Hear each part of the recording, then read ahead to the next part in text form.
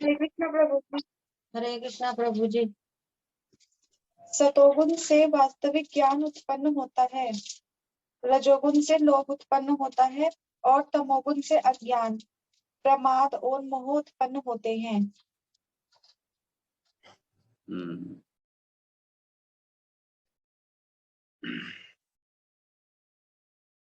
सत्वगुण से ज्ञान उत्पन्न होता है, रजोगुण से लोभ और तमोगुण से पागलपन।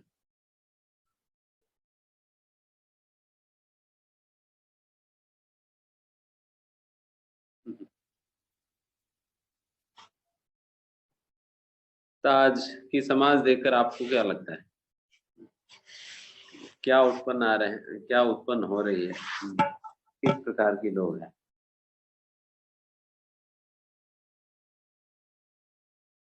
अगर सीधा सीधा कहा जाए तो लोग पागलपन की ओर ही जा रहे हैं। काफी मेंटली इंसेनिटी कहा जाता है, उस इंसेनिटी की ओर जा रहे हैं। इंसेनिटी मतलब पागलपन है। जिस प्रकार की बातें हम आज के समय पर टीवी के अंदर, न्यूज़ में, न्यूज़पेपर्स में वगैरह हमें देखने के लिए, सुनने के लिए मिलता है, तो सारा पागलपन की बातें हैं। लोग किस प्रकार से व्यवहार कर रहे हैं, क्या है, सच में पागल ही है। तो ये पागलपन कहाँ से आ रही है? यहाँ पर वही बात कहा जा रही, क्योंकि हमारी जो दैनिक कार्य है वो तामसिक होने के कारण, वो तामसिकता से ये पागलपन उत्पन्न हो रही है। तामसिकता से बहुत बहुत ज्यादा तामसिक क्रियाओं के साथ संगति में रहने पे फिर धीमे धीमे ये पागलपन प्रकट हो रही है। तो इसलिए वो तामसिक क्रियाकलापों को, व्यवहार को हमें धीमे धीमे खत्म कर देना होगा। देन फिर इस प्रकार की पागलपन से व्यक्ति बच सकता है। मूर्खता, पागलपन, आलसीपन, लोग कितने आलसी बन रहे हैं। आप खुद हम अपना ही तुलना क्यों न करें अपने नानी के साथ या उन लोगों की जनरेशन के साथ। एक बार आप तुलना करके तो सोच लीजिए, वो लोग कितना काम किया करते थे और हम कितना काम कर रहे हैं। वो कितने मेहनती है और हम कितना आलसी है। इससे पता चल जाएगी कि हम कौन से गुण के संपर्क में ज्यादा रह रहे हैं। फलेन परिचय, जिस प्रकार के फल की प्राप्ति हमें हो रही, उसी से बताया जा सकता है कि हम किस गुण के संपर्क में।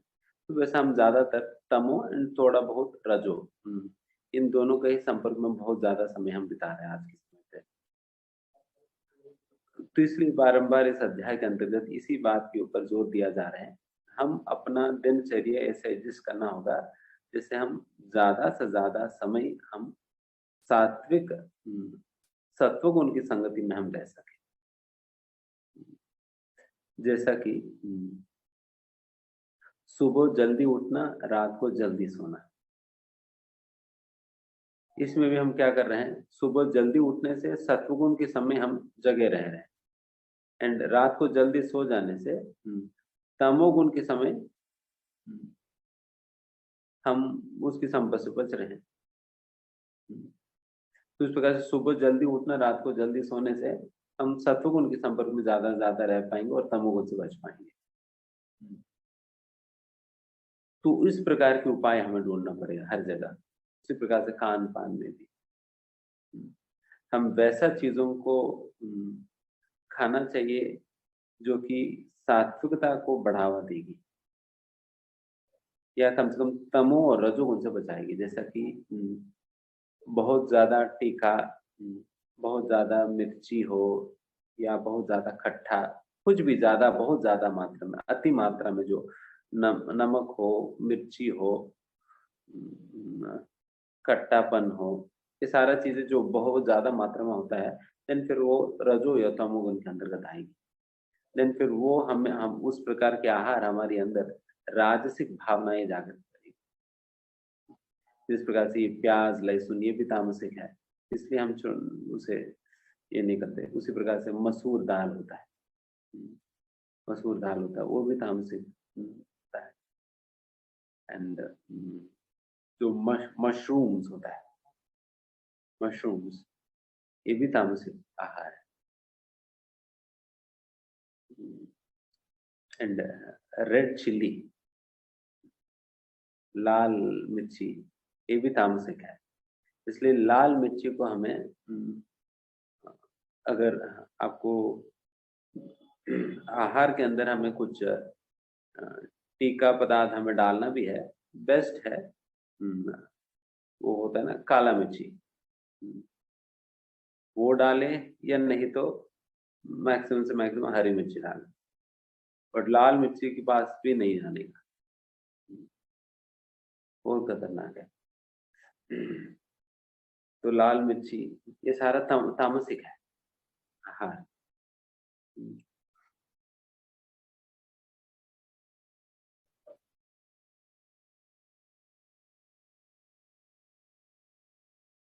एंड उसी प्रकार से जो भी आहार बनाने के उपरांत 3 घंटे से ज्यादा बीत जाता है, तो उस आहार को भी तामसिक आहार के रूप में गिना जाता है। इसलिए हम ऐसा नहीं कि आज बना रहे 2 दिन तक बस वही सब्जी खाएंगे, फ्रिज में रख रख के, दोबारा बनाने की जरूरत नहीं पड़ेगी। तो ऐसा बेकार की प्लानिंग नहीं करनी, उससे हम अपना भी स्वास्थ्य बिगाड़ेंगे, स्वास्थ्य भी बिगड़ेगी, एंड साथ ही साथ आध्यात्मिक तौर पर भी हम नुकसान होगा हमारे। तो इसलिए उस प्रकार के तामसिक आहार हम इसी प्रकार से प्लानिंग करनी चाहिए। हम वैसे ही खाना बनाए जिस समय हम खाने वाले हैं, बेस्ट है गरम गरम रोटी खाएं।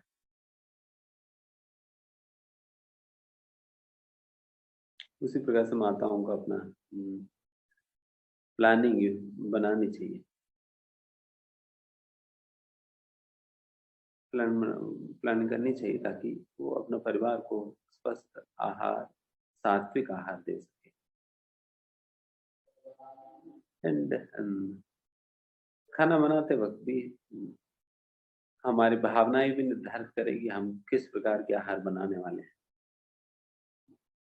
जैसा कि आप बहुत गुस्से की भावना के साथ गुस्से में एंड साथ ही साथ वो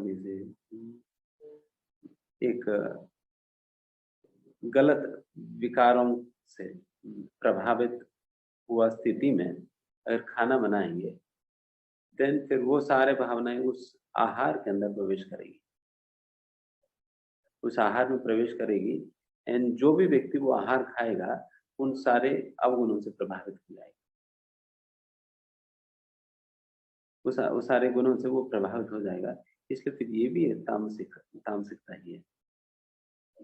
इसलिए उस तामसिक स्थिति में अगर मान लीजिए कि किसी कारणवश आप किसी को गुस्से हो गया, इस प्रकार की गलत प्रकार की विचार भावनाएं आपके अंदर आ रही है, एंड उसी समय आपको खाना बनाना है, देन बेस्ट उपाय यही होता है कि पहले नहा लो, पहले नहा लीजिए।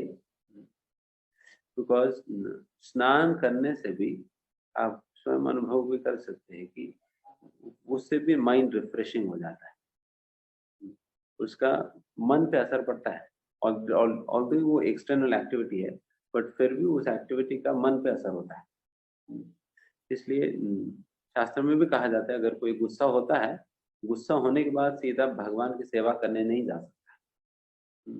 किसी को डांटा, किसी के ऊपर चिल्लाया, बहुत गुस्सा हुआ, उसकी वजह से पूरा शरीर मन दूषित हो जाता है, शरीर भी दूषित हो जाता है।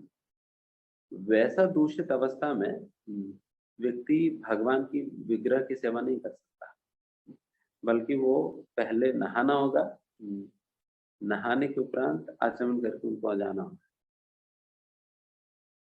इस प्रकार से मतलब देखिए, मतलब आपको व्यवहारिक तौर पे कितना संभव हो पाएगी, मैं जस्ट मेरी जिम्मेदारी बनता है कि जो भी आइडियल चीज हो आप लोगों को बताना, देन उन चीजों को बेस्ट से बेस्ट जिस हद तक संभव है आप लोग पालन करने का प्रयास करें। और कुछ भी नहीं हो पा रहा, नहीं नहा पा रहे हो, कम से कम हाथ पैर मुंह धो लीजिए एंड आचमन कर लीजिए, आचमन करके फिर खाना बनाने जाइए,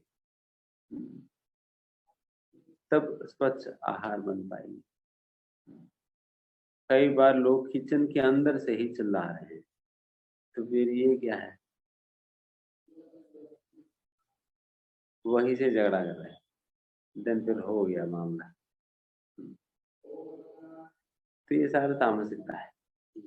इस प्रकार से तामसिक भावों से, तामसिक क्रियाओं से, जो भी तामसिक भावनाएं हम अंदर ला सकती है, उन सारी चीजों से व्यक्ति को बचना चाहिए। देन फिर इस जो मेंटली डिस्टर्ब्ड स्टेट आज के समय पर जो हम लोगों में देख रहे हैं, उस स्टेट की ओर जाने से बच पाए।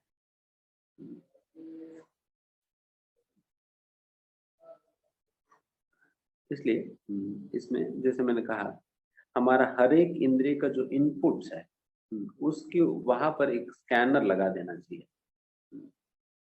हमारे आंखें क्या देख रही है, हमारा जिह्वा क्या स्वाद कर रही है, और हमारा कानों के माध्यम से हम क्या सुन रहे हैं, और हम नासिका से क्या कौन सी सुगंध हम स्वीकार कर रहे हैं, तो ये सारा माध्यम है तामसिक भावनाएं हमारे अंदर प्रवेश करने की।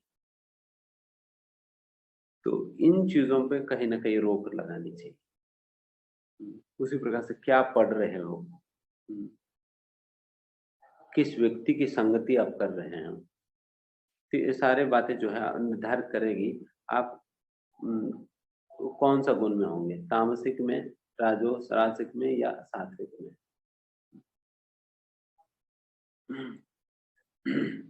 तो अगर आप देखिए कि आप न्यूज़पेपर खोल के सुबह सुबह पढ़ रहे हैं, इनकी मर्डर इसने कर दिया, ऐसा रेप हो गया, फिर उसके बाद इनके साथ अफेयर है, फिर उसके बाद फिर उन्होंने उनको टॉर्चर कर दिया, तो ये सारे क्या कहानी है?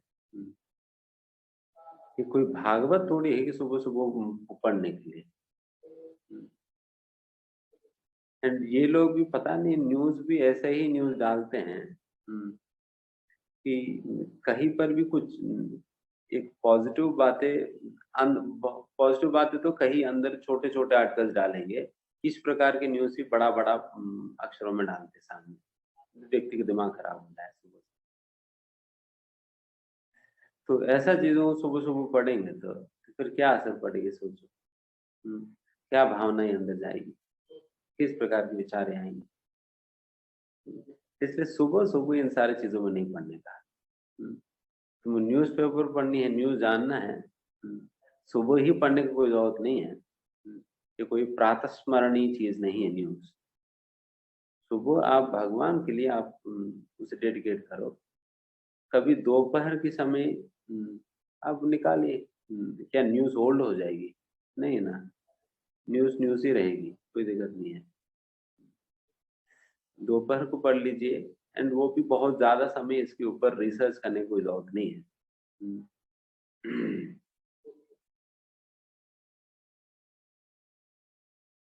क्योंकि आप चाहे कितना रिसर्च कर भी ले, फिर भी हम कोई प्लानिंग कमीशन की कमिटी मेंबर नहीं है कि हमसे पूछ कर करने के लिए कि भाई साहब बताइए कि क्या करें आगे, भारत गलत दिशा में जा रहा है, आप बताइए आपकी क्या योजना है। ऐसे कोई पूछने वाला तो नहीं है। केवल हमें अपने जानकारी के लिए चाहिए, जैसे समाज में क्या चल रहा है, ठीक है जान लिया बस हो गया, उस हद तक ही सीमित रहे। नहीं तो फिर यही कहानियां पढ़ते रहेंगे तो फिर भगवान की कहानी तो पीछे चली जाएगी, देन फिर इन्हीं लोगों की रामायण महाभारत हमारे अंदर बैठ जाएगी। तो इसलिए तो इस प्रकार से इंटेलिजेंटली लोगों को इस भौतिक दुनिया में रहना पड़ेगा। इंटेलिजेंटली रहना होगा। इंटेलिजेंटली रहने का मतलब उनको देखना होगा किस हद तक मुझे अपना पैर रखना है बस। जैसा होता है ना वो कबड्डी वाला मैच, कबड्डी में जो व्यक्ति इस टीम वाला व्यक्ति जब दूसरे इसमें जाता है देन वो बहुत सतर्क रहता है कोई उन्हें पकड़ ना ले। वो कबड्डी कबड्डी कबड्डी कहते हुए एज अर्ली एज पॉसिबल जिस व्यक्ति को स्पर्श करना है स्पर्श करके भाग कर आ जाएगा। बहुत ध्यान रखेगा वो किसी को पकड़ में ना आ जाए। एग्जैक्टली उसी प्रकार से हमें भौतिक दुनिया के अंदर कबड्डी कबड्डी खेलते हुए हमें जाना होगा। वहां पर कबड्डी नहीं कहेंगे, हरे कृष्णा कहते जाएंगे। जैसे कई बार भक्तों के बीच में भी इस प्रकार के कॉम्पिटिशन्स रखते हैं, देन फिर उनको यही मंत्र देते हैं, कबड्डी कबड्डी नहीं कहेंगे, गौरांग गौरांग कहेंगे या हरे कृष्ण महामंत्र पढ़ेंगे। तो उस प्रकार कहकर खेलते लोग। देन एग्जैक्टली उसी प्रकार से ही हम बिल्कुल सतर्क रहते हुए हमें मटेरियल वर्ल्ड वाला भाग में जाना चाहिए। जो काम निपटाना है जल्दी से जल्दी निपटा लिया, एंड ये ध्यान रखते हुए कि हम पकड़ में ना आ जाए, फंस ना जाए, ये ध्यान रखते हुए जल्दी से जल्दी हम भाग आए। सो दिस इज हाउ व्यक्ति को इस भौतिक दुनिया में रहना होगा, नहीं तो फिर बहुत मुश्किल है, नहीं तो व्यक्ति फंस जाएगा। तो इस प्रकार से जब तक हम इतना ध्यान के साथ बचते हुए इस भौतिक दुनिया के अंदर कार्य नहीं करेंगे तो व्यक्ति बहुत आसान है फंस जाना।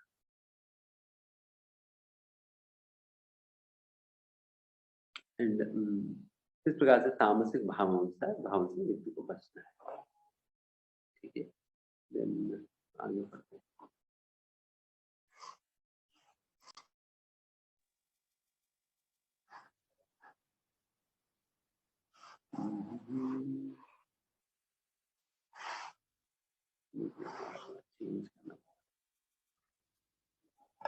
Yes.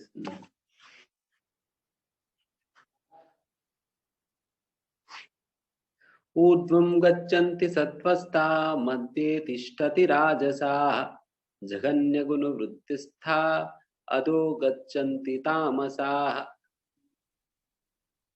सतोगुणी व्यक्ति क्रमशः ऊपर उच्च लोकों को जाते हैं, रजोगुणी इसी पृथ्वी लोक में रह जाते हैं, और जो अत्यंत ग्रहित तमोगुण में स्थित हैं वे नीचे नरक लोकों को जाते हैं।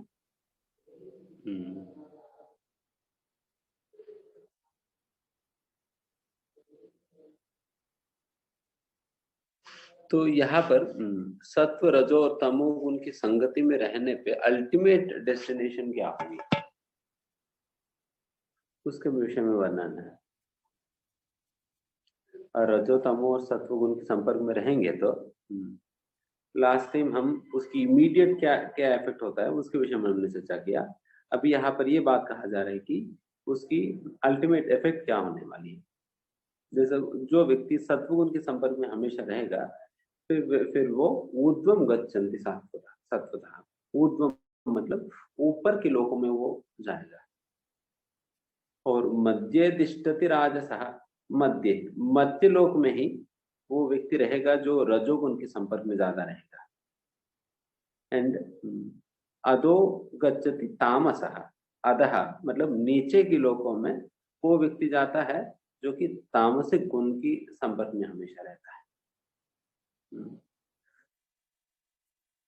एंड फिर नीचे के लोकों में जाएंगे तो फिर ये सारा राक्षस दैत्य भूत प्रेत ये सभी लोग मिलेंगे, वो सभी हमें हमारे स्वागत करेंगे वहां। फिर ऊपर के लोकों में जाएंगे देन फिर इंद्र आदि देवताएं, सिद्ध पुरुष, संत, महात्माएं ये सभी लोग मिलेंगे। और मर्त्यलोक में रहेंगे देन हम एक दूसरे से मिलते रहेंगे ऐसा घूमते।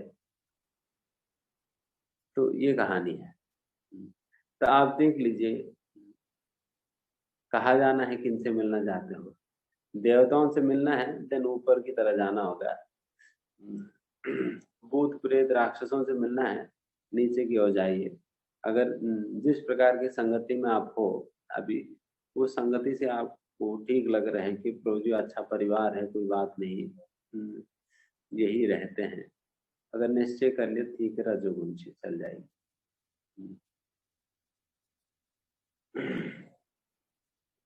तो फिर आप देख लीजिए कहाँ जाना है, तो उस हिसाब से उस गुण की संगति में आपको रहना होगा।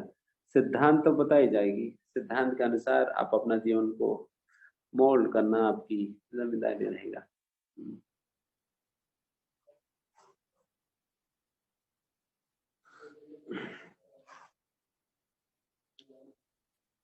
एंड जब कोई ऊपर के लोकों में जाता है, देन जिस प्रकार से वो यहाँ पर सत्वगुण की संगति करके उसके फलस्वरूप उन्हें ऊपर के लोकों में जाने के लिए मिला है, वहां पर भी उन्हें सत्वगुण में रहने का ही एक बहुत सुंदर अवकाश मिलता है।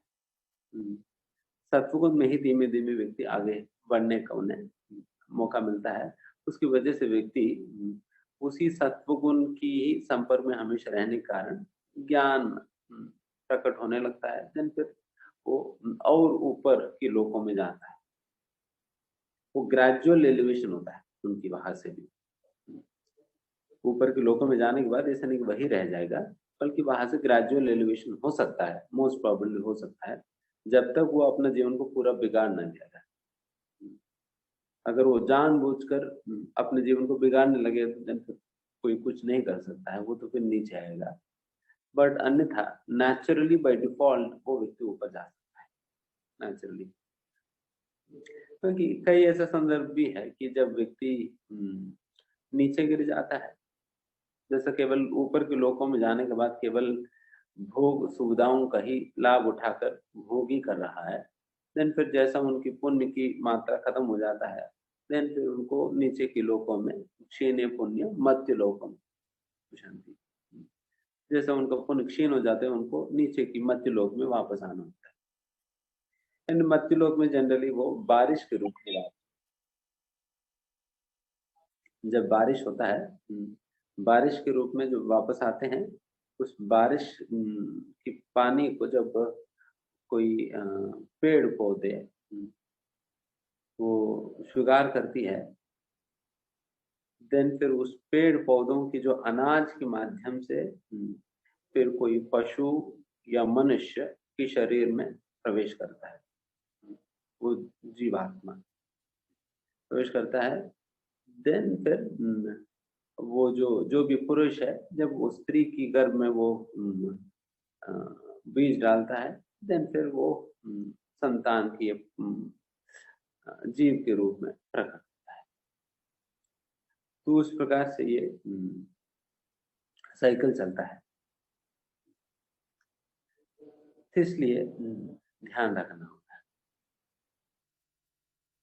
कि सब कहाँ जाना है, आप निर्धारित कर लीजिए, उस हिसाब से अपना प्लान बनाइए। ठीक है, अगले श्लोक का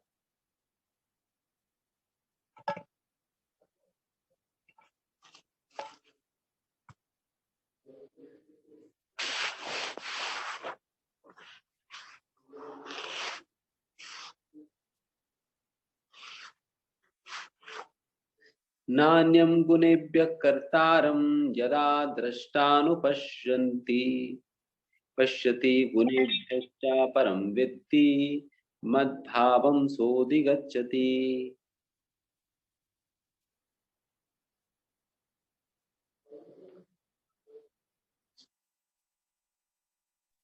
कौन पढ़ रहे हैं? हाँ जी गुरुजी। जब कोई यह अच्छी तरह जान लेता है कि समस्त कार्यों में प्रकृति के तीनों गुणों के अतिरिक्त अन्य कोई कर्ता नहीं है, और जब वह परमेश्वर को जान लेता है तो इन तीनों गुणों से परे है, तो वह मेरे दिव्य स्वभाव को प्राप्त होता है।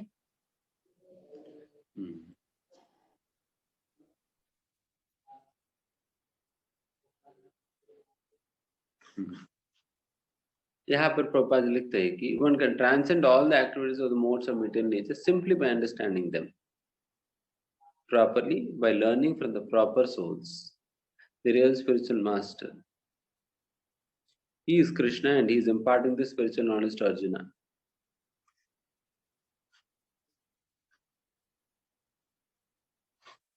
यहाँ पर बताए जा रहे हैं कि इन 3 गुणों से परे वही व्यक्ति जा सकता है जिसने इन 3 गुणों के विषय में समझा है। गुरुजनों के माध्यम से, शास्त्रों के माध्यम से जिसने समझा है, वो बुद्धिमानी के साथ इन 3 गुणों से बचते हुए इन 3 गुणों के परे जाने का प्रयास करेगा। और इन 3 गुणों के परे जाने का यही उपाय है कि जब हम ये बात समझेंगे कि भगवान कृष्ण और भगवान के संबंधित उनकी भक्ति मय कार्य, ये सारा चीजें 3 गुणों की परे है करके जब हम समझेंगे, देन फिर व्यक्ति उस भक्ति का अभ्यास करके 3 गुणों के परे जा सकता है। जैसे इस अध्याय के आखिर में बहुत सुंदर श्लोक आता है, उसमें बताई जाएगी कि किस प्रकार से व्यक्ति भक्ति के अभ्यास करके 3 गुणों के परे जा सकता है करके, है ना।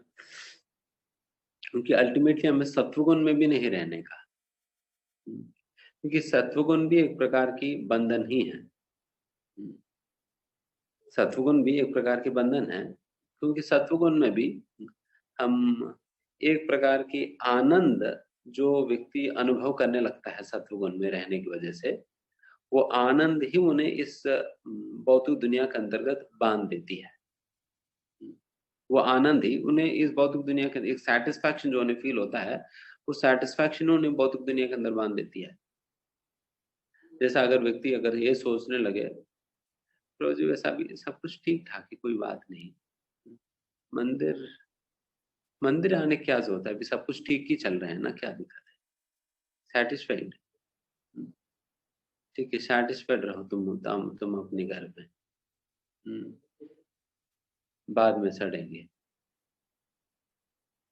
तो यहाँ पर व्यक्ति सेटिस्फाइड फील कर रहे हैं, उसकी वजह से वो मंदिर नहीं आ रहा है, तो फिर वो सेटिस्फैक्शन उनको बांध कर रख रही है ना घर पे, मंदिर आने नहीं दे रही है।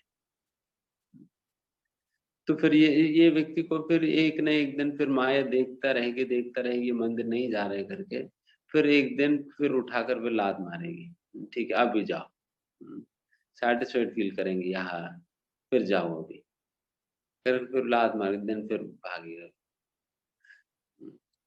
तो फिर लात मारने तक फिर वेट करना पड़ता है। तो ये सेटिस्फाइड व्यक्ति है, करना ही नहीं चाहता कुछ।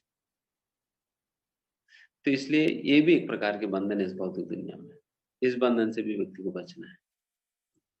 इसलिए सत्वगुण में भी रहना ये भी भक्ति के लिए अनुकूल नहीं है। देन फिर जो सत्वगुण में ही रह जाता है, देन समझे कि वो भक्ति में भी क्यों ना हो, सत्वगुण में रह जाता है, वो कभी इनिशिएटिव नहीं लेगा कोई काम सेवा करने के लिए, कुछ स्पेशल एंडीवर इनिशिएटिव प्रयास नहीं करता है। वो ये सोचता है कि वैसा हमें कहा गया है कि वो कम से कम वो 50 भागवत गीता वितरण करने की 50 तो हो ही गया है, भी हम संतुष्ट है, कोई दिक्कत नहीं, 50 हो गया ना। तो ये वो सत्वगुण वाला भक्त की भावना है, जो असलियत में भक्तों को भाव नहीं होनी चाहिए। 50 ही क्यों, हम तो ज्यादा करेंगे। प्रभु जी नहीं जानते हमारे क्या सामर्थ्य है, हम तो 500 कर सकते हैं। प्रभु जी तो वैसा बाय मिस्टेक 50 कह दिए हैं, तो हम 500 करेंगे। तो इस प्रकार से वो सोचेगा।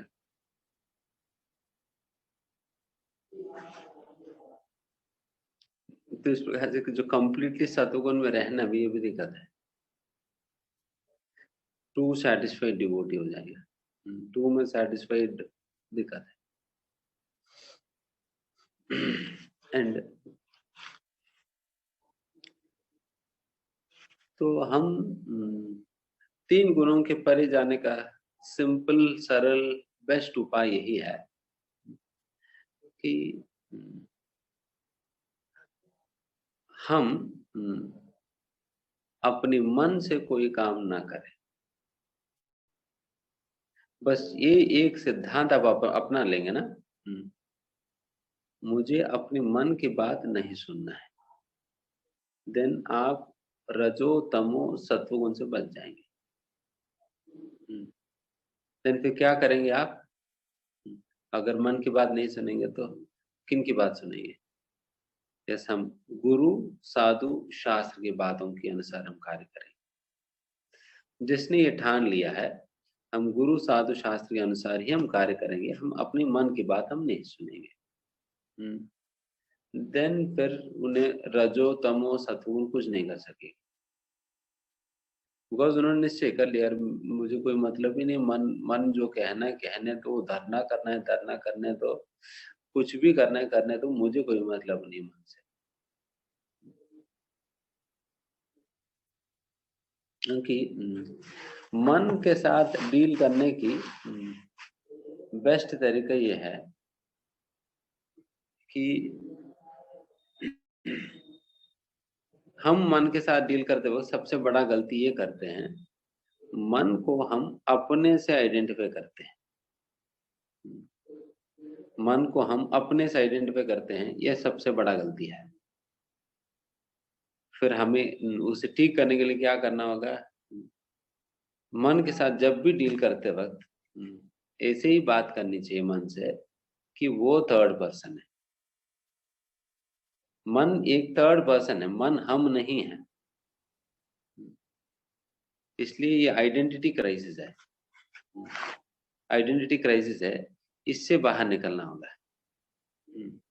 ये बात क्लियरली समझ लेना होगा कि हम मन नहीं है, हम ना शरीर है, हम ना मन है, ना बुद्धि है, ना अहंकार है। हम कौन है? हम आत्मा है। तो फिर ये मन कौन है? कोई और है। जब आप इस बात को क्लियरली समझ लेंगे कि मन में नहीं हूं, मन थर्ड पर्सन है, देन फिर आपको थोड़ा सा आसान पड़ जाएगी मन के साथ डील करने में, मन के साथ डील करने में, और मन की प्रपोजल्स को हैंडल करने में आपको आसान पड़ेगी। अगर आप सोचेंगे कि मन का प्रपोजल, अभी हम क्या करते हैं, मन जो भी प्रपोजल देती है उसको हम अपना प्रपोजल के रूप में हम मानने लगते हैं। मन के अंदर जो भी इच्छाएं आती है, मन जो भी प्रपोजल देती है, उस प्रपोजल को, उस इच्छा को हम ऐसा जानने लगते, ऐसा मानने लगते कि ये मेरी प्रपोजल है और मेरी इच्छा है। यही सबसे बड़ा गलती हम करते हैं। बिकॉज इस प्रकार की सोचने में गलत क्या है, हम मन को हम अपने से आइडेंटिफाई कर ले रहे हैं।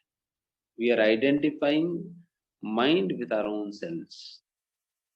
यहाँ पर सबसे बड़ा गलती कर देते हैं, इसलिए कभी भी मन के साथ सही प्रकार से हम डील नहीं कर पाते, है ना।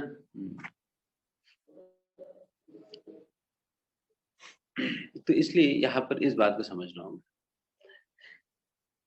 देन फिर आप मन को आप बता सकते हो, डांट सकते हो, कुछ कह सकते हो। नहीं तो जब आप मन को अपने से आइडेंटिफाई करने लगे तो देन फिर उन्हें क्या डांट पाओगे, क्या डांट पाओगे, क्या मना कर पाओगे? ये सारा संभव नहीं हो पाता। इसलिए मन को थर्ड पर्सन की तरह डील करो। इसलिए जब कई बार मन से हम बात करते हैं ना, होता है इंटरनल टॉक होता है, वो इंटरनल टॉक में ही आप अपना लैंग्वेज भी ऐसा लैंग्वेज उपयोग करो कि मन एक थर्ड पर्सन है। जैसा आप मेरे से बात करते वक्त बात करेंगे ना जिस प्रकार के संबोधन के साथ, उसी प्रकार से ही आप मन के साथ डील करनी चाहिए। मन को एक अलग व्यक्ति की तरह ही ट्रीट करके उनसे डीलिंग करिए। देन फिर धीमे धीमे आप अपने आइडेंटिफिकेशन जो है मन से आप अलग स्थापित कर पाएंगे, एंड आप बहुत इजीली मन के साथ डील करना आसान पड़ेगी।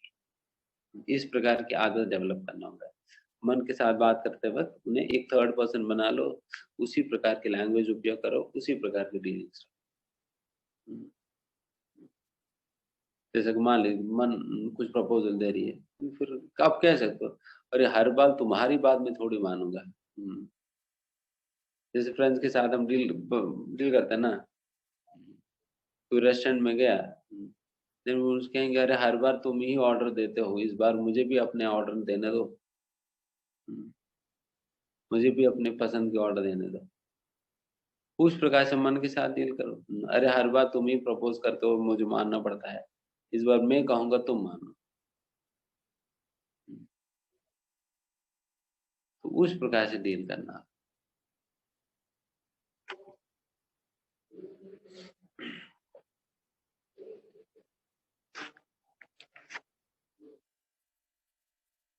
क्योंकि मन इसलिए भगवान भी 6वां अध्याय में बताया था ना,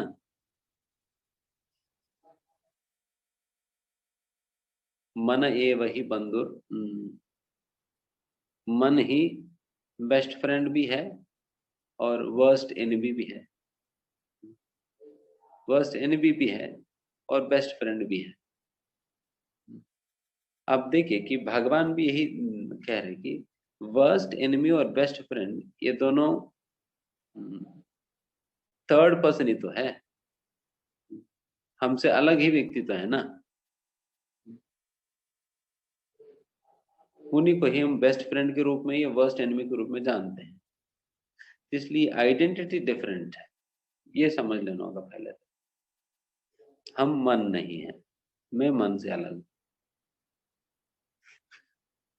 तो इस प्रकार से मन के साथ हमें डील करना चाहिए।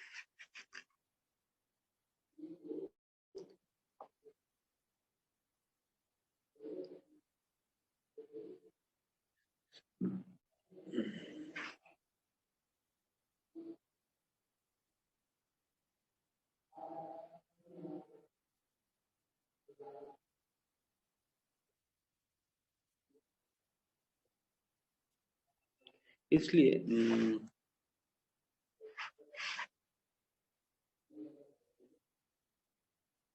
प्रभुपाद जिसमें कहते हैं कि one has to learn the science of activities in terms of the modes of nature. Otherwise, one's life will be misdirected. When the instruction of one's first spiritual master, living entity can know of his spiritual position, his material body, senses, how he is entrapped and how he is under the spell of material modes of nature. He self is being in the grip of these modes. But when he can see his real position, then he can attain to the transcendental platform, having the scope of spiritual life. तो इस प्रकार से अपना दिव्य स्थिति को आत्मा के रूप में पहचानने में व्यक्ति बहुत आसानी से 3 गुणों के परे जाने की संभावना हो सकता है। ये शरीर नहीं, हम आत्मा ही है, जो आत्मा है ये 3 गुणों के परे है। 3 गुण के परे की चीज है करके व्यक्ति समझ मात्र से भी 3 गुणों की प्रभाव से वो निकल सकता है।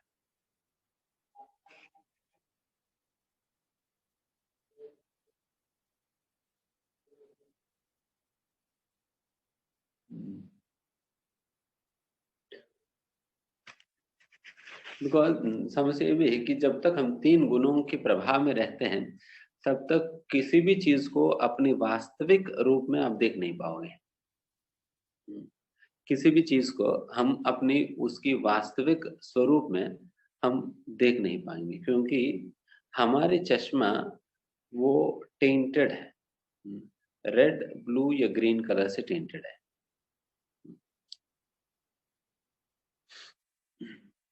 ब्लू जो है वो तमोगुण की प्रतीक है, रेड राजोगुण की एंड ग्रीन सत्वगुण की प्रतीक होता है, सत्वगुण की प्रतीक होता है। इसलिए वैसा अपने अंकों के विषय में भी कहा जाता है कि अंकों के लिए हरा रंग देखने से उनके एक प्लेजेंटनेस की अनुभूति होता है, एक प्लेजेंटनेस की अनुभूति होता है। इसलिए आंखें उस प्रकार हरे रंग देखना चाहती है, क्योंकि यह सात्विक चीज है, सत्वगुण की रंग है। तो उस प्रकार की रेड, ब्लू या ग्रीन कलर से हमारे चश्मा टेंटेड होने के कारण हमें दुनिया कभी भी उनके वास्तविक रंग में दिखाई नहीं देगी। वास्तविक रंग में दिखाई नहीं देगी जब तक हम 3 गुणों से प्रभावित है। जिस दिन हम 3 गुणों की प्रभाव से हम ऊपर उठेंगे, तब से असलियत में आप इस दुनिया को देख सकेंगे। तब तक आपको कुछ अलग ही दुनिया दिखाई देगी। अभी समस्या है कि हमें जो अलग दुनिया जो दिखाई दे रही है, उसी को वास्तविक दुनिया के रूप में हम समझते हुए हम जी रहे हैं इस दुनिया में अभी। उस झूठे समझ में हम जी रहे हैं अभी। तो इसलिए वास्तविकता की ओर हमें आगे आने के लिए भी हमें इन 3 गुणों से बाहर निकलना होगा। देन फिर हर चीज हम उनके एक्चुअल पोजीशन के अनुसार हम समझ सकेंगे। अच्छा, जैसा हम अपने विषय में भी क्यों ना हो, जैसा हम शरीर नहीं आत्मा है, इस प्रकार से समझना, और हर चीज भगवान की शक्ति के रूप में समझ पाना, और आध्यात्मिक और जड़ वस्तुओं में व्यत्यास या भेद करने का क्षमता रखना, ये सारा सत्वगुण की परे की कार्य है। और स्पिरिचुअल एक्टिविटी, मटेरियल एक्टिविटी क्या होता है, इसकी व्यत्यास समझ पाना, तो ये सारा सत्वगुण की परे की कार्य है।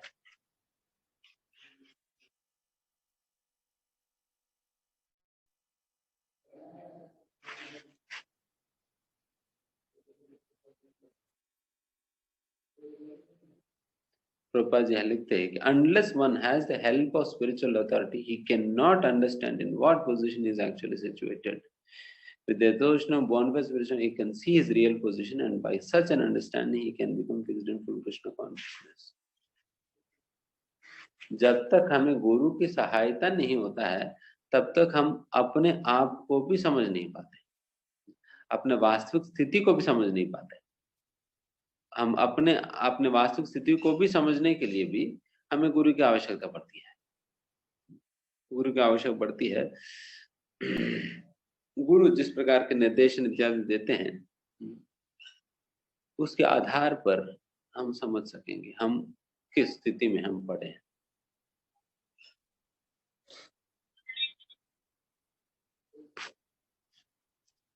ठीक है, आगे बढ़ते हैं इसमें। गुणानेतानतीत्यात्रिन देहि देहा समुद्भवान जन्म मृत्यु जरा दुखे विमुक्तो अमृतमश्नुते। जब देहधारी जीव भौतिक शरीर से संबंध इन तीनों गुणों को लांघने में समर्थ होता है, तो वह जन्म मृत्यु बुढ़ापा तथा उनके कष्टों से मुक्त हो जाता है और इसी जीवन में अमृत का भोग कर सकता है। इसी जीवन में अमृत का भोग कर सकता है। विमुक्तो अमृतमश्नुते, अमृत को पाएगा। एक देहधारी जीव जो कि इन 3 गुणों के परे उठा है। यहाँ पर 3 गुणों के परे उठने की फायदा के विषय में बताया जा रहा है। अगर कोई व्यक्ति 3 गुणों के परे उठता है, देन फिर वो जन्म मृत्यु जरा व्याधि से भी वो बच जाता है, क्योंकि फिर बचकर फिर वो ये अमृत की पान कर सकेगा। अमृत की पान करना मतलब फिजिकली हमें कोई ग्लास भर के, बॉटल भर के अमृत नहीं पिलाएंगे। इसका मतलब ये होता है कि he will taste the life of eternity। तो शाश्वत जीवन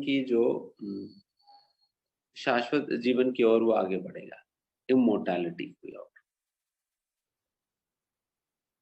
या अन्य वचन में कहा जाए, जो 3 गुणों के परे जो जा चुका है वो इमोर्टल हो जाता है, वो मृत्यु को जीत लेता है। उनके लिए मृत्यु नहीं होता। उनके लिए मृत्यु नहीं होने का क्या मतलब होता है? मृत्यु नहीं होने का मतलब यही है कि वो अपनी वास्तविक स्थिति या अपनी वास्तविक पहचान में एस्टैब्लिश्ड है। अच्छा, मैं ये शरीर नहीं हूं, मैं आत्मा हूं करके। और मरता दरता तो वो तो शरीर ही है ना, आत्मा तो कुछ होने वाला तो नहीं है। न हन्यते हन्यमाने शरीर है, हमारा आत्मा तो कुछ होने वाला तो नहीं है। तो इसलिए फिर वो मुझे वैसा भी कुछ नहीं होने वाले है करके फिर वो एस्टैब्लिश हो जाता है। इसी को कहा जा रहा है कि अमृतमश्नुते, लाइफ ऑफ इमोर्टैलिटी।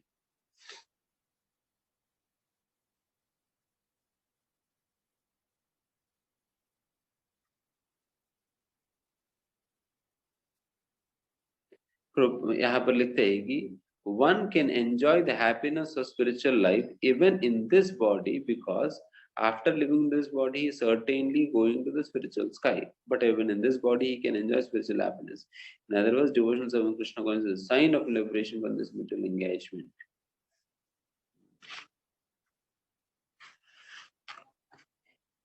एक व्यक्ति इस जीवन में भी क्यों ना हो, वो आध्यात्मिक आनंद की अनुभूति कर सकता है इसी जीवन में, इसी शरीर में रहते हुए, इसी शरीर में रहते हुए। क्योंकि एक समय पर श्रील प्रभुपाद जी अपने शिष्यों को संबोधित करते हुए किसी और से ये बात कहते हैं कि all of my disciples are liberated. मेरे सारे शिष्य ऑलरेडी मुक्त जीव हैं। तो उनकी चूक चकरा गई, ये क्या है? देन बताइए कि बिकॉज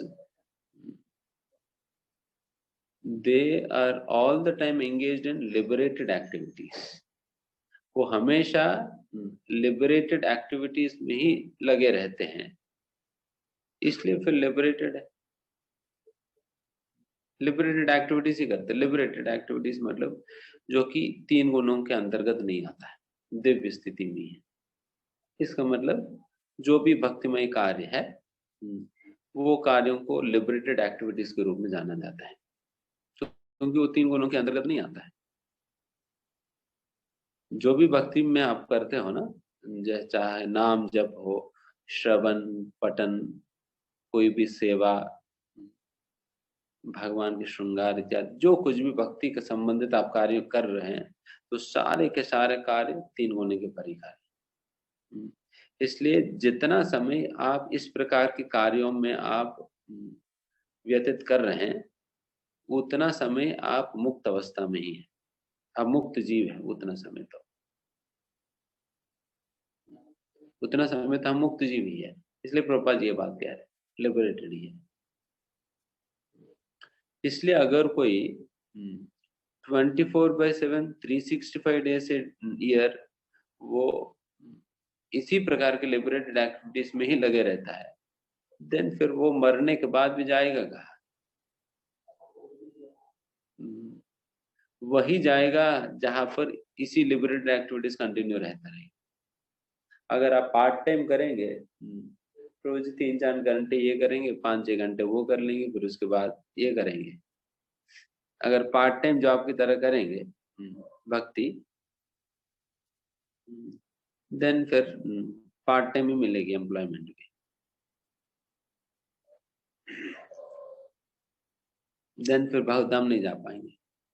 तो वही व्यक्ति जाएगा जो 24/7 365 डेज ईयर फिर बिल्कुल एब्जॉर्ब्ड है ट्रांसेंडेंटल एक्टिविटीज करने में, भक्ति में कार्य करने में, देन फिर उनकी रिक्रूटमेंट वहां पर हो जाएगी बहुत दाम, बिकॉज वहां पर 24/7 यही काम होगा।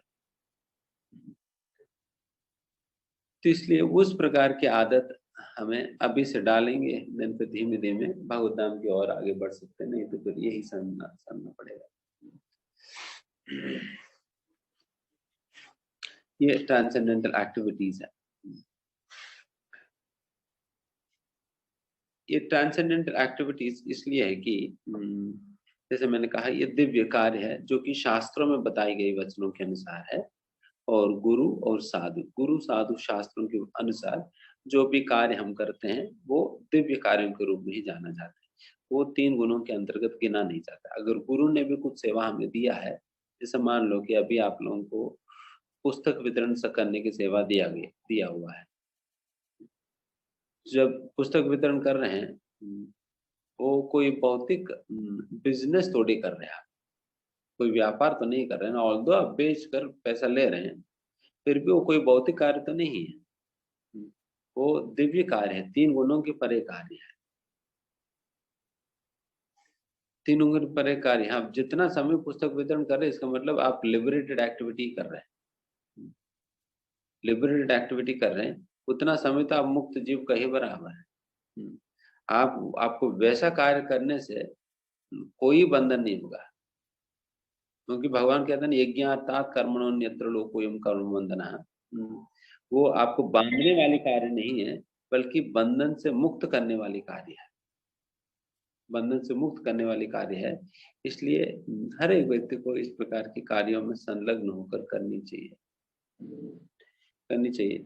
एंड ऐसा कार्यों में ये भी है कि हमारे अंदर जो भी थोड़ा बहुत जो भी राजसिकता जो जमा किया हुआ है इतने समय से, वो सारा राजसिक भावना है, इस प्रकार के कार्यों के द्वारा वो जल्दी साफ हो जाता है। जल्दी साफ हो जाता है, बिकॉज आपको कहीं ना कहीं अपने पैशन को चैनलाइज करने के लिए एक माध्यम मिल जा रहे हैं।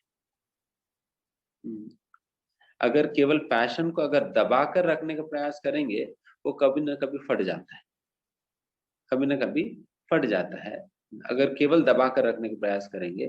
बट अभी ये पुस्तक वितरण करना, प्रचार की कार्य और अनेक प्रकार की सेवाओं के द्वारा हम क्या कर रहे हैं, ये सर्विसेज के द्वारा हम अपने पैशंस को, इंटरेस्ट को राइट वे में सही तरीके से हम चैनलाइज कर रहे हैं, ताकि ये कंस्ट्रक्टिवली उपयोग हो भगवान की सेवा में उपयोग हो। तो इस प्रकार से हम चैनलाइज कर सकते हैं अपने पैशंस को। अगर केवल हम उसे बिना कोई कार्य किए हुए केवल हम दबाकर हम बैठ कर ही साधन भजन करने का प्रयास करेंगे, देन वो फट जाएगी, क्योंकि हमारी उतना क्षमता नहीं है केवल बैठ कर ही ये सारा कुछ करने का। इसलिए हम इस प्रकार के कार्यों में हमें भाग लेनी चाहिए।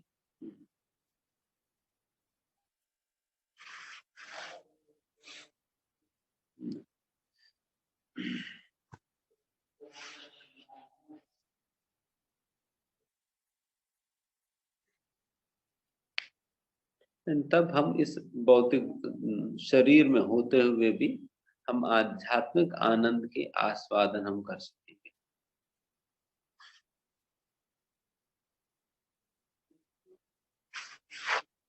अर्जुन उवाच कैर्लिङ्गे स्त्रीन् गुणानेतान् अतीतो भवति प्रभो किम् आचारः कथं चैतां स्त्रीन् गुणान् अतिवर्तते। अर्जुन ने पूछा, हे भगवान, जो इन तीनों गुणों से परे हैं, वह किन लक्षणों के द्वारा जाना जाता है, उसका आचरण कैसा होता है, और वह प्रकृति के गुणों को किस प्रकार लांघता है।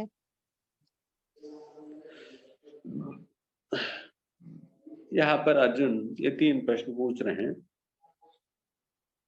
एक 3 गुणों के परे जो व्यक्ति जा चुका है, उस व्यक्ति के क्या लक्षण है और उस व्यक्ति की व्यवहार कैसे होती है, एंड हम कैसे इन 3 गुणों के परे जा सकते हैं। ये 3 प्रश्न अर्जुन पूछ रहे हैं। इसी का समाधान बाकी अध्याय में भगवान कहते हैं। एंड इसी प्रकार के प्रश्न दूसरा अध्याय की आखिर में भी अर्जुन स्थित प्रज्ञ के विषय में पूछते हुए कहते हैं, स्थित प्रज्ञस्य का भाषा व्रजेत किम अशीत किम। तो इस प्रकार के प्रश्न पूछते हैं ना। एक स्थित प्रज्ञ व्यक्ति का कैसे आचरण होता है, वो कैसे अपने इंद्रियों को निग्रहण में रखते हैं, कैसे जब कोई इंद्रिय वस्तु आने पर वो अपने इंद्रियों को कैसे संभाल कर रख पाते हैं, और किस प्रकार से अपने इंद्रियों को सक्रिय रूप से वो एंगेज कर पाते हैं।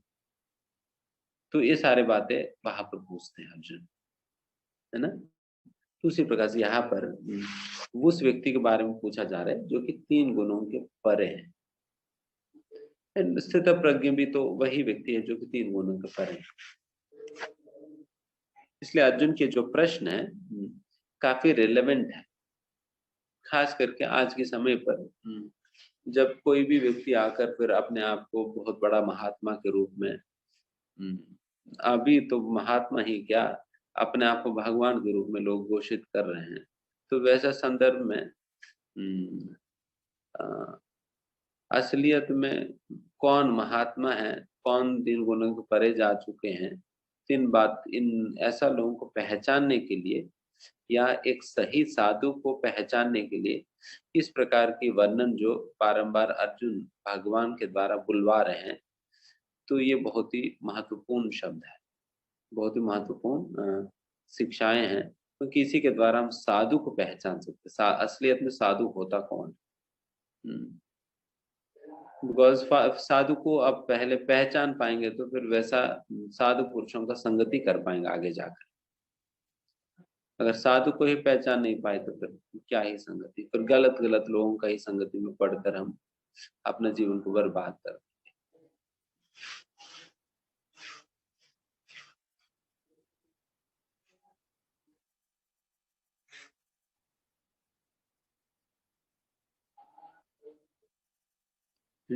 साथ ही साथ हम अपने आप को भी तो देख सकते हैं ना, हम 3 गुणों के परे जा पा रहे हैं या नहीं, या हम किस हद तक हम जा सके। लक्षण अगर हम जानेंगे क्या क्या लक्षण होता है, उससे हम नाप सकते हैं कि हम किस हद तक 3 गुणों के परे जा पा रहे हैं। यस, हम काफी समय से भक्ति तो कर रहे हैं, बट हम ऊपर जा पा रहे हैं या नहीं, जहां पर हम शुरू किए वही का वही है या कहीं जा पाए हैं, ये हम पहचान पाए। इसलिए सारे लक्षण समझना होगा।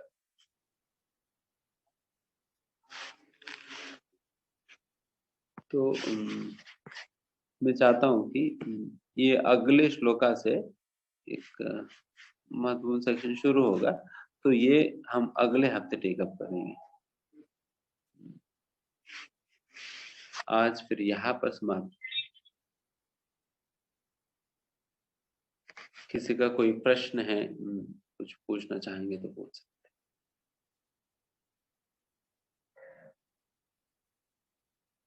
हरे कृष्ण हरे कृष्ण। गेट बंद करके नहीं वाला।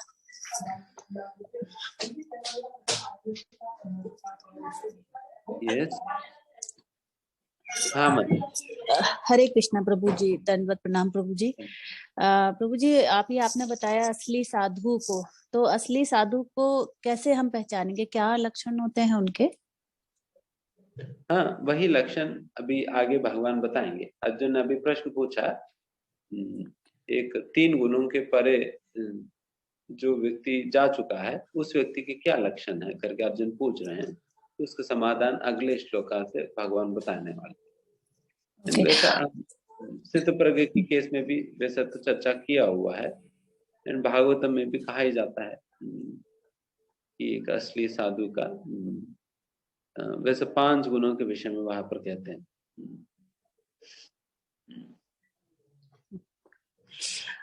एक क्वेश्चन और था प्रभु जी, जो आपने अभी बोला था कि मन को हम एक अलग आइडेंटिटी बना करके हम उससे करेंगे, कि हम उसको नहीं मानेंगे उसकी ना, तो हम जो कुछ भी सोचते हैं, जो कुछ भी दिमाग में चलता है, मतलब मन से ही तो चलता है, फिर हम उसको अलग आइडेंटिटी कैसे कर सकते हैं? इसलिए आप बात करते वक्त ही मन के साथ आप ऐसे ही समझते हुए बात करिए कि वो थर्ड पर्सन है, आप किसी और से बात कर रहे हैं, उस प्रकार से बात करिए। आप अलग हो एंड फिर वो अलग है, इस प्रकार से बात करिए उनके साथ। एंड आपकी सारा इच्छाएं, एस्पिरेशंस आप शास्त्र और साधुओं से आप अपना पहचान रखो, एंड फिर मन को एक अलग एंटिटी बना दो, देन फिर डांटिए फटकारिए, जो भी करना है करिए।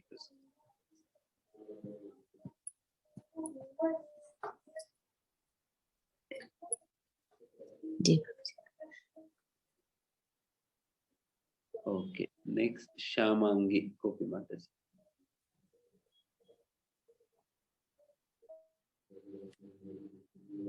हरे कृष्णा प्रभु जी। हरे कृष्णा माता जी। प्रभु जी, ये जो भगवान ने एक जगह बोला है कि मन मैं हूँ, और एक जगह बोला है कि मन सृष्टानि इंद्रियाणि प्रकृति स्थानी कर्षति, कि बद्ध जीव जो है वो 6 इंद्रियों के साथ घोर संघर्ष कर रहा है, और उसमें मन भी एक है। तो इसको थोड़ा सा प्लीज समझा दीजिए। मन में हूं करके कहा बताइए। एक जगह मैंने ऐसा, मुझे याद है, मैंने भगवत गीता पढ़ी थी कि मन मैं हूँ, शायद 11वें चैप्टर में है। पर कभी देखकर मुझे बताइएगा, वो कॉन्टेक्स्ट एक बार देखना होगा कि अच्छा, किस ठीक। संदर्भ में भगवान ये बात कह रहे हैं, तो उस कॉन्टेक्स्ट के अनुसार ही फिर उसके समाधान कर पाएंगे। अच्छा, ठीक है। और ये जो इंद्रियों में मन भी छठी इंद्रिय है, इसका थोड़ा सा बता सकते हैं? हाँ, मन को भी यहाँ पर वैसा एक इंद्रिय के रूप में ही गिना जा रहा है, छठी इंद्रिय के रूप में।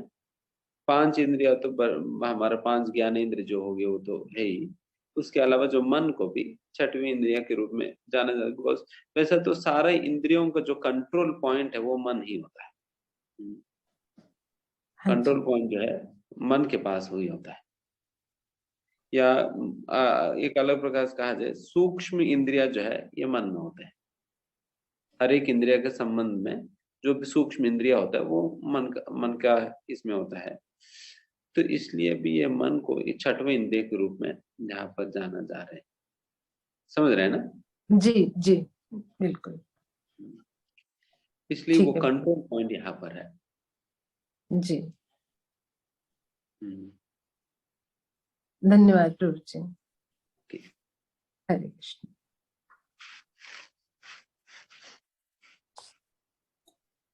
और किसी डिवोटी का कोई प्रश्न है तो वो अपना हैंड रेज कर सकते हैं।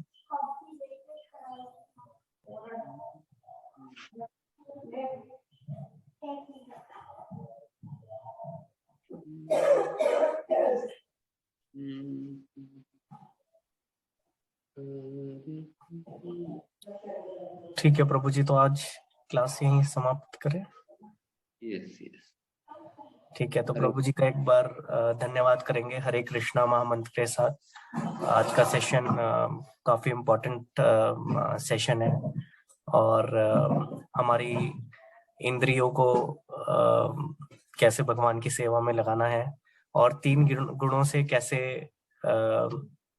ऊपर उठ के अपना जीवन व्यतीत करना है। तो ये बहुत इम्पोर्टेंट है। आज के युग में, कलयुग में हम सभी लोग ज्यादातर तमोगुण की तरफ जा रहे हैं। तो इन 3 गुणों से, तमोगुण, रजोगुण, सत्वगुण से ऊपर उठ के कैसे जीवन व्यतीत करना है, तो बहुत बहुत इम्पोर्टेंट है कि साधु शुद्ध भक्तों के सानिध्य में रहें और शास्त्रों का अनुसरण करें। तो इसी के साथ महामंत्र के साथ हम सेशन क्लोज करेंगे। हरे कृष्ण कृष्ण कृष्ण हरे हरे, हरे राम राम राम हरे हरे। आप सभी भक्तों का धन्यवाद आज का सत्र ज्वाइन करने के लिए। हरे कृष्ण।